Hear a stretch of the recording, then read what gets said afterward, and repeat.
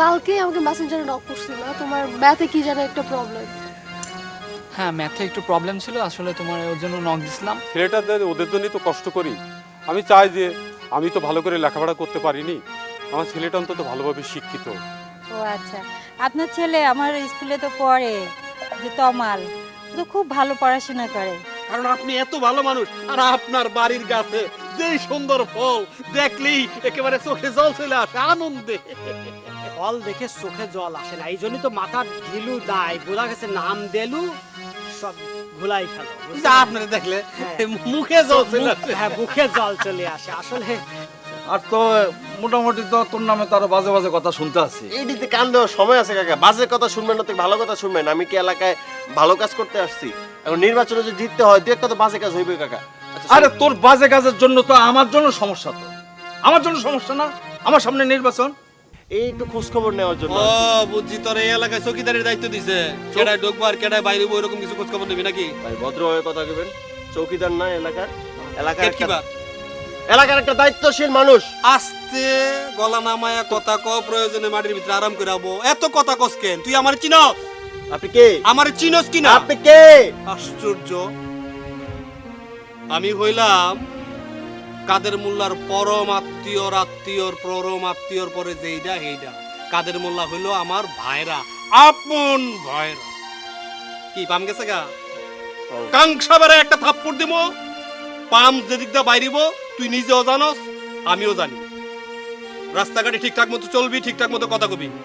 আর শোন, আমার দুলাভাইয়ের নির্বাচনের মধ্যে তোর ব্যবহারের কারণে যদি একটা বুট কমে, তোরে মাইরা হালামু ডাইনে অথবা বামে।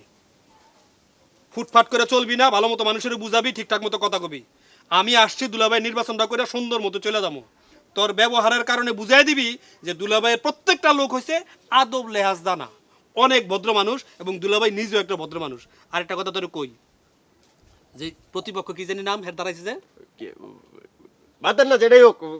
তো তুই তো জানোস হই না বেটা, ভাই আসলে তুই তো জানোস হই না। কিসমত, এই কিসমতের হাড়ির খবর সবকিছু তুই লবি, লইয়া আমারে জানাবি কি করতে হয় না করতে, আমি পরেরটা পরে বুঝবো। আর একটা কথা কই, এই যে আগা চিকুন গোড়া মোটা যেমনে লম্বা হইছস, শরীরের মধ্যে ভালো মতো খাওন দে, জ্ঞান বুদ্ধি ঢুকা। উল্টা পাল্টা মানুষের সামনে দাঁড়ায় মারায়া এই থ্রেট মেট ভাবসাব দিবি না। কাজের কারণে তো খানা দানি হয় না ঠিক মতো। কি কি শরীর বানাম? ঠিকঠাক মতো খা, তোরা খাইতে না করছে কে? যদি ওই খাওন না খাইতে পারো তাহলে বাইরের গরুর খাওন খা। ওগুলি খেলে ঠেললা মুড়ে হবি। খোল বুসি এগুলি চিনস না, ঘাস চিনস না, তাতে চোখের জুতি পারবো। আমার মতো মানুষের চিনবি, তুই আমারই চিনস না। আমার সামনে দাঁড়ায় তুই থ্রেট করো, তোর কত বড় কইছা? যা ফট ফট। তোমার ছাড়া আমার ভালো লাগে না। তুমি একটু তোমার বাসার সামনে মাঝে মাঝে আসি, তুমি একটু বের হবা, দেখা করবো আমরা। আচ্ছা দেখি, হঠাৎ এত তোমার মন খারাপ কি কারণে? আরে মন বুঝবা খারাপ না, করে এমনি। কথা বলতেছো? ছেলেটা কে রে? আমার ক্লাসমেট, আমার সাথে পড়ে। তো তোর ক্লাসমেট তোর লগে পড়ে দৌড় দিল কেমন দেখে? আল্লাহ জানে, আপনাদের ডরাইছে, ওর কাছে জিন দেখছে, এর লাগি দৌড় দিছে। কি ফাজলামি আবার শুরু করে দিছস? ঘরের ভিতরে যা, ঘরের ভিতরে এমন কারণ কি লাগা? যা, ঘরের ভিতরে ফাজিল। এগুলি কি ভাই? ফালতু একটু ডিমেতে পড়ে না এখনই।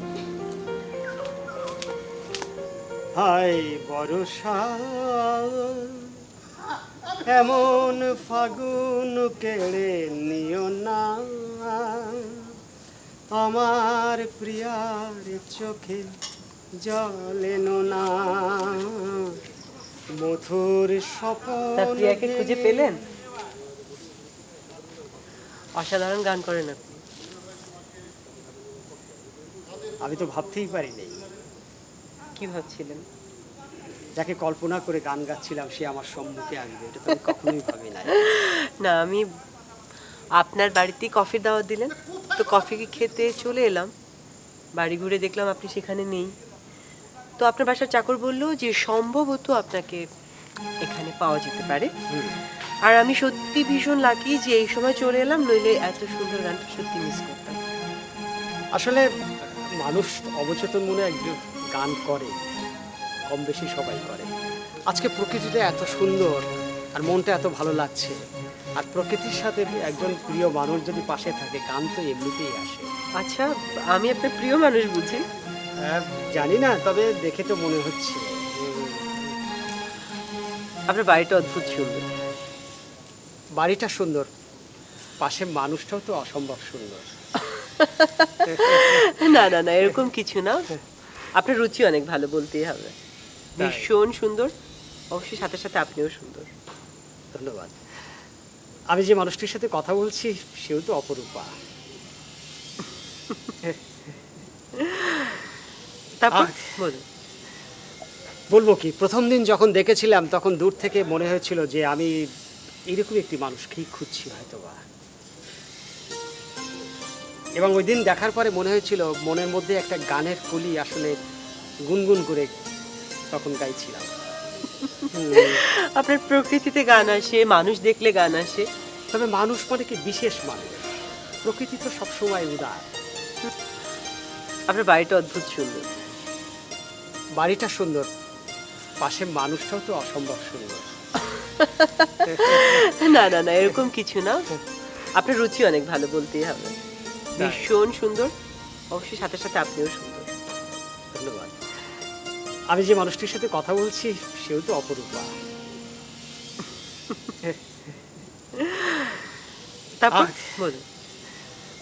বলবো কি, প্রথম দিন যখন দেখেছিলাম তখন দূর থেকে মনে হয়েছিল যে আমি এরকম একটি মানুষকেই খুঁজছি হয়তোবা।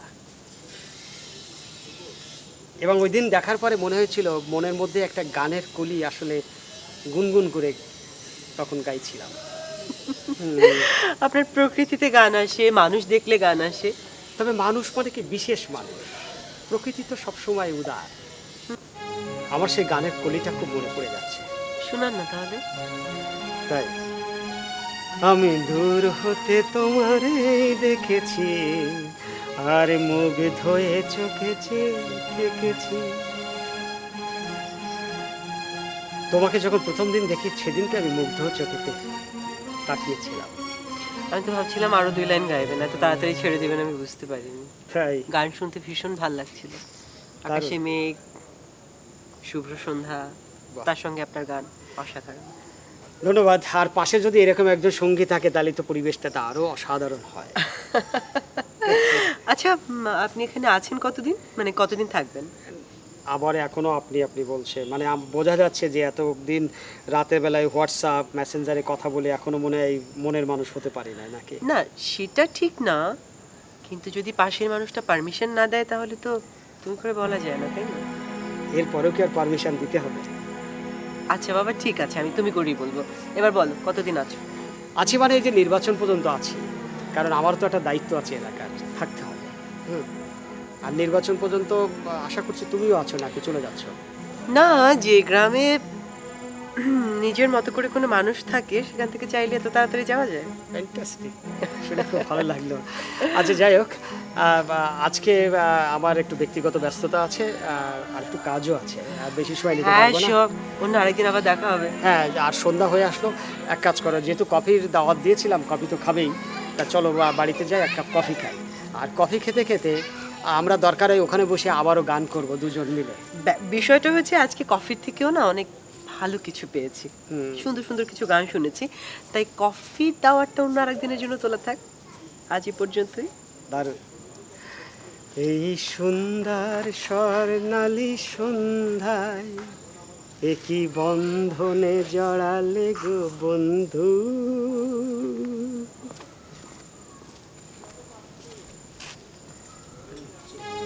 শালার ভাই, তোর মনে হইতেছে আমি তোর সাথে প্রেম করতেছি, পীড়িত করতেছি আমি। এমন কিচ্ছু না দুধ, আমার শুধু কার্যসিদ্ধি দরকার। কাজটা আগে হয়ে যাক, তারপর বোঝাবো কত ধানে। দিলো ভাই, আপনারে পাইয়া ভালো হয়েছে, আপনারে মুই খোঁজতে আসি মনে মনে। আরে হিরো সিরিয়াস কাঞ্চন, এই যে মুডটা তো নষ্ট করে দিলেন। আরে ভাই, সিরিয়াস কাঞ্চন কি? এটা তো খুব খারাপ কথা। আমার অরিজিনাল নাম মোজাম্মেল কাঞ্চন, ইলিয়াস কাঞ্চনের মতো দেখা যায় বললে সবাই মরে ইলিয়াস কাঞ্চন বলে।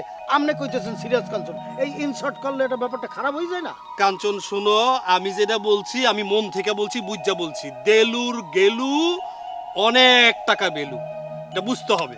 আমি সিরিয়াস কাঞ্চন কি জন্য বলছি, তোমার চলনে বলনে অ্যাক্টিংয়ে নাটকের প্রতি ফিল্মের প্রতি যেই প্রেম যেই সিরিয়াসনেস এটা আর কারো মধ্যে নাই, সেজন্য বলছি আমি তোমারে serious Kanchan. Thank you thank you thank you. আচ্ছা চুলগুলি কি আলগা? দড়ি দেখতে হইবে, দড়ি দেখতে হইবে। না না, এই যে বেদের মেহে জোসনার যে ইলিয়াস কাঞ্চনের জুটিটা একেবারে পিছন দা মনে হইতেছে একেবারে বিশাল একটা খুঁটিটা, একদম একটা মোটর দিয়া। ওরে ভাই ঘটনা আছে কি? আমি একদিন একটা অনুষ্ঠানে গেছি, যাই দে ইলিয়াস কাঞ্চন বাবা, ও মা স্টেজ গুনে আমার ডাক দিছে, এ মেয়া দিগাও। পরে গেছি, কয় তোমার চুল টুল সবকিছু তো আমার মতো। হ্যাঁ, এক কাজ করো, তুমি সিনেমায় নামিয়া পড়ো, আমি তো আর সিনেমা করি না, তুমি করলে দেখবো যে তোমারে সবাই ইলিয়াস কাঞ্চন বলবে। তখন থেকেই মনে করেন যে আমার সবাই এই এলাকায় ইলিয়াস কাঞ্চন বলে। তো এইবার বোঝো আমি সিরিয়াস কাঞ্চন নামটা কি বুঝা দিছি? হ্যাঁ। আচ্ছা এখন আসল কথা বলি, হ্যাঁ। মুই তো একটা সিনেমায় চান্স পেয়ে গেছি। সিনেমার নাম হইতেছে তিন ভাই, নায়ক হলো তিনজন, সালমান খান, শাকিব খান আর মই। ঠিক আছে? আচ্ছা বুঝছি। তুমি তাহলে সিনেমায় কি নাম সিনেমার এটা? তিন ভাই। আর এর আগে যে তুমি যে ছবিটাতে অভিনয় করলা সিঁড়ির তলে বিড়ির দোকান, ওটার কি খবর? ভাই ওইটা তো ওই যে সেন্সর আটকাই দিয়েছে, তারপর নামটা ভালো হয় নাই। ঠিক আছে, ও। এখন ঘটনা হচ্ছে কি, এই ছবিতে একটা ভিলেনের সাইড ক্যারেক্টার আছে, এইটা দিলো আমি তোমাকে দিতে চাই। ঠিক আছে? আমি ভিলেন, তুমি নায়ক, নায়ক হমো আমি। ও তাহলে তো মোর বাদ হয়ে যেতে হবে, মুই আর থাকতে পারবো না। সাকিব খান, সালমান খান হেগো তো আর বাদ দেওয়া যাবে না, তাহলে তোমারে দিতে হবে নায়ক। ঠিক আছে? হ্যাঁ, এত মানুষের খাওয়ায় লাভ কি? অমুকের খান, হেমুকের খান, হেমুকের খান, দরকার নাই। দাও আমার নায়ক দাও, দেখো না তুমি ফিল্ম পুরো ফাটাইলাম আমি। ও আচ্ছা, তাহলে ঠিক আছে, তোমারও দেখতে পারি, কিন্তু এখন তো ডিরেক্টর তাহলে তো অন্য কথা বলবে কি? যে কাঞ্চন আমি তো দেশে গুনে জমি জিরাত বিচ্চা ডিরেক্টরে খাওয়াইয়া পেট ফুলাই ফেলাইছি, এখন মনে করো ডিরেক্টর তো আর ওই নর্মালে ছাড়বে না, তারও তো দেওয়া লাগবে। আরে সিরিয়াস কাঞ্চন তো এজন্যই তোমারে কইছি। শোনো, কয়দিন আগে যে এক ডিরেক্টর মারা গেল, ওই ডিরেক্টরের যে 10 ডেক খিচুড়ি ক্যাটারিং খাওয়াইছে, এরকম 10-15টা ডিরেক্টর আমারও পরিচয় আছে। তুমি যেহেতু অভিনয় করো, তুমি যেহেতু কইছো যে আমার সাথে কাজ করবা, তো দুইজনে মিললে একটু কাজ টাজ করে ফাটাই দিলাম, এই আর কি, এর বেশি কিছু অসুবিধা না। নাই, আজ ঠিক আছে, মনের লগে মিললে গেছে, অসুবিধা হ্যাঁ। নাই। আমি ডিরেক্টরে যাইয়া প্রস্তাব দিতে আসি যে আমাকে এক রিলেটিভ আছে, হ্যাঁ। আমাকে কাদের মোল্লার ভাইরা একদম দেলো, এবং তার ডায়লগও ভালো, তার কলজাটাও বড়, সিনেমা করলে সেও পারবে। ঠিক আছে? একদম। তাইলে একদিন দরকার হয় আমি এফডিসিতে তোমার লইয়ে যাবো। ঠিক আছে?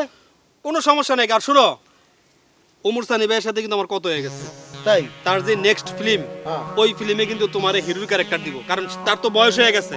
হ্যাঁ, তোমারে দিব, কিন্তু তোমার বয়স কত? 52 না 54? এই এই যে দিল, এই একটা খারাপ লাগলে কেন? আমারে কি দেখে মনে হয় যে 52-54? আমার কত 32 হইছে। 32। পেন পরছো লাল, জুতা পরছো লাল, ওহনো তুমি বুঝাইতে চাও তোমার যৌবনকাল। তোমার বয়সের হালকা একটু ঝামেলা আছে, অসুবিধা নাই, চুলটার এই যে দিকে কালো টালো করলে ঠিক হয়ে যাবে। সানি ভাইয়ের লগে আমার কত হয়েছে তোমার? আচ্ছা আচ্ছা, আর ওটা কি নাইকে মৌসুমীরে দিমু নাকি ঋতুপর্ণারে দিমু? এরা তো একটু সিনিয়র হয়ে যায় না? আচ্ছা তাহলে এর ভিতরে ইয়ারে বিদ্যা বালাম দিয়ে দিই। বিদ্যা বালান হেও তো মানে রিটায়ার্ড করছে। আচ্ছা তুমি যার কথা কইবা হারাই দিমু, ঠিক আছে? ওখানে তুমি দুলাভাইয়ের ওই যে নির্বাচনের কাজ আছে ওগুলো করো, আর বিভিন্ন চার দোকানে গিয়ে কিন্তু ফিল্মের ডায়লগ দিতে হইব পুরো সিরিয়াস কাঞ্চনের মতো। হ্যাঁ, কাদের মোল্লাকে আমি কথা দিছি হ্যাঁ। যে আপনাকে পাস করাইতে হইলে আমি নাইচা কুদ্দে যেভাবে যা দরকার আমি করবো, একেবারে তারে কথা মানে দিয়েছি। টোকাটাই থাকবো ফিল্ম হ্যাঁ, স্টাইল, হ্যাঁ, হ্যাঁ, একদম সিরিয়াস কাঞ্চন। বাংলা, বিহার, উড়িষ্যা, উড়িষ্যা পাবলিক, একদম সোনার বাংলাদেশ, আমি সব। হ্যাঁ, ঠিক আছে? এবং ওই যে বেদের মেয়ে জোসনা যে গানটা আছে না, বেদের মেয়ে জোসনাই আমায় কথা দিয়েছে, তুমি নায়ক না আমি নায়ক। Jumbo jumbo jumbo. তা আসো। আচ্ছা। আর শোনো, ওই যে ওই বিষয়টা